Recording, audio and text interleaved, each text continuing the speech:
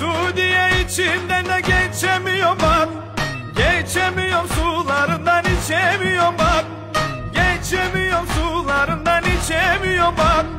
Geldi ekin ayları şimdi harman zamanı. Gıdığını almış da topluyor kozakları. Geldi ekin ayları şimdi yayla zamanı.